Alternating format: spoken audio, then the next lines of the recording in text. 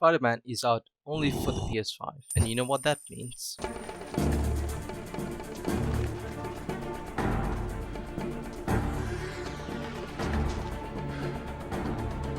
Strong focus on what I want.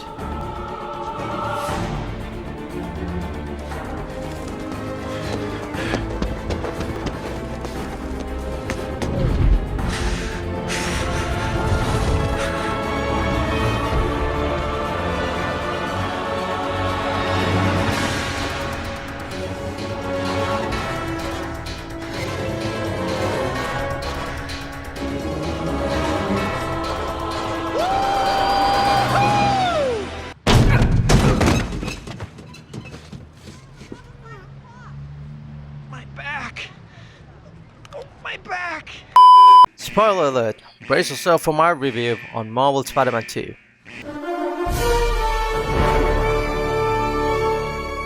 I was able to complete Spider-Man 2 just a day after its release. It took me roughly around 21 hours to finish the game, and when we think of AAA games, we probably think of this.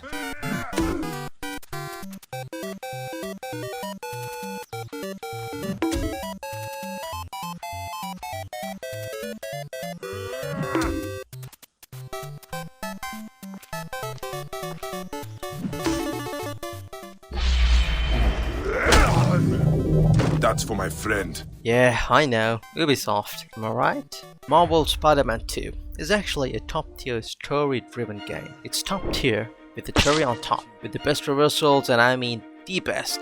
You can glide, slide, and swing your way through the city faster than a caffeine-fueled cheetah. And if that isn't enough, you have an entire skill path that's based on upgrading your traversal. So you can do this,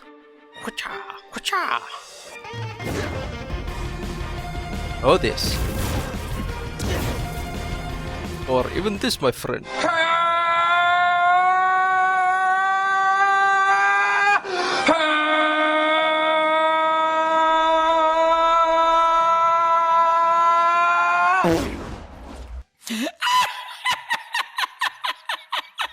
Come on, tell me if that isn't fun for you. And if you're so lazy to actually web swing across the map, then my friend, I have something to tell you.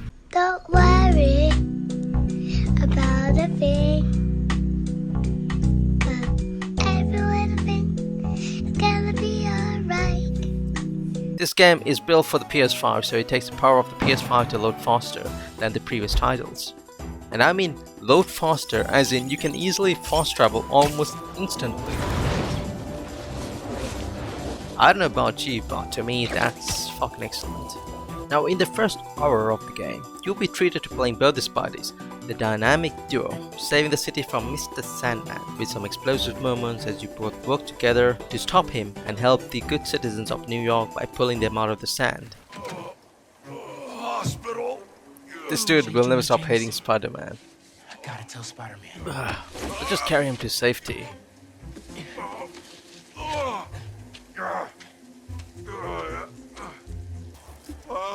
Where am I? Spider-Man! Jonah, my sunshine, you okay? Help! Are you okay, Jonah? What? Then you'll be meeting an old friend of Peter's, who's actually really sick, and the only thing that's keeping him alive is the symbiote. The story goes in deep with some nostalgic moments and the bromance between Peter and Harry. The storytelling on this game is actually really good, that it keeps you hooked as you binge watch a series from Netflix or something. The key was not only about delivering high-octane action or explosive moments, but developing characters that made this life or death moment mean so much more.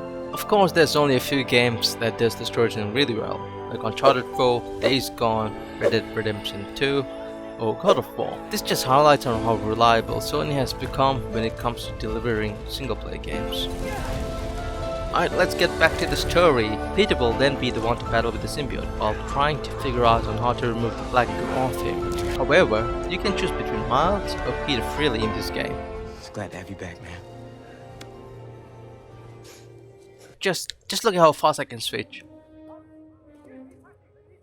Power of the PS5, baby. Just look at how fast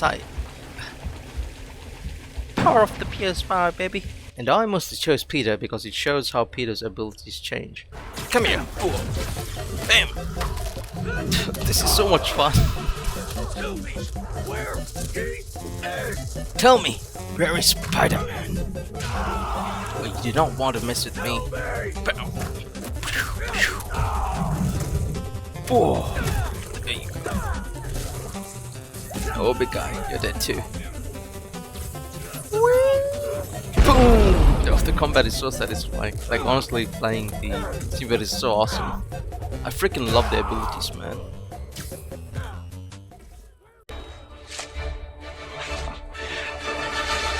This is something else. As his relationship with the symbiote evolving, and it seemed more like Billy McGuire's personality.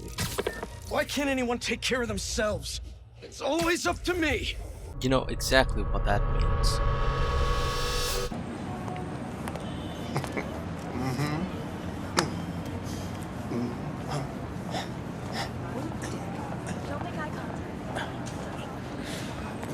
Now let me tell you how fun it is to play the Black Spider-Man. Let me tell you, playing as Black Spider-Man, no Miles, mind you, I mean this Black Spider-Man, it's just more powerful to be playing with the symbiote, and the combat in this game is pretty damn good. Power of the PS5, baby! You not only have your powers to beat your enemies, but also the use of gadgets. You also have the ability to put zip lines across the arena if you wish to approach your enemies like a true spider. Because this is what spiders do all day, right? This is their life. Come on, man, I'm just preparing my dinner here. The enemies get tougher and towards the end you'll be seeing the city that's more like what you see in Prototype 2. Almost the same concept where these symbiotes have nested around the city and is taking over New York. Boss fights in this game has multiple stages as it changes with the story, which is fun, but can be tiring as you'll have to face them twice or thrice with full health again. Like this boss is so annoying, it won't even... It won't even let me move, bro. Who designed this? Die, you scumbag. You underestimated my true power. What I didn't know is how Harry's venom is so destructive, as he causes mass chaos and also has the ability to make anyone else join his venom army.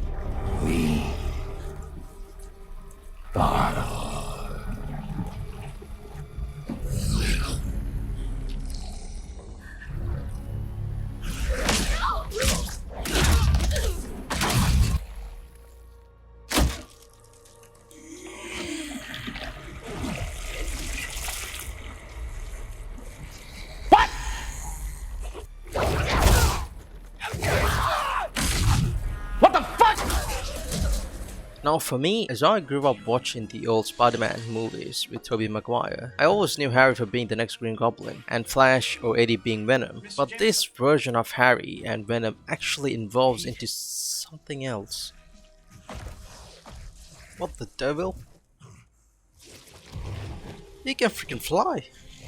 As it takes over Harry fully, which makes him more powerful and out of control. Sure, there are a couple of nitpicks, I mean 2 to be specific with my criticism. First is the menu being a bit too overwhelming for me, like there's just too much happening right now in the menu. And second is the bloody amount of enemies that get thrown at you. Sometimes it's just too much that you don't know what the fuck is going on, and it comes to the point where you're just like button mashing, like...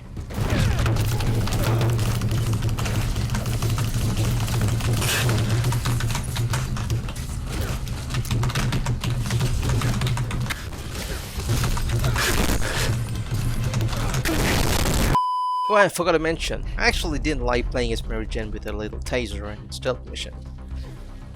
I felt like she was just so useless to me until her gun actually did some damage. Besides all that, the game is, from the customization,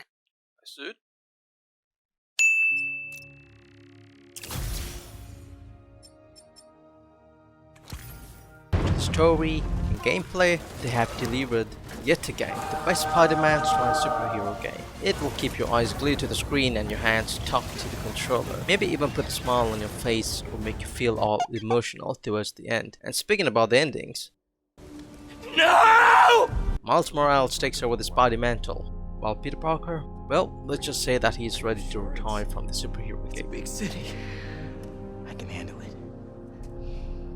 As long as I can still call you for advice. You don't need it. And finally start a career as a professional napper, because let's face it, this guy's earned it.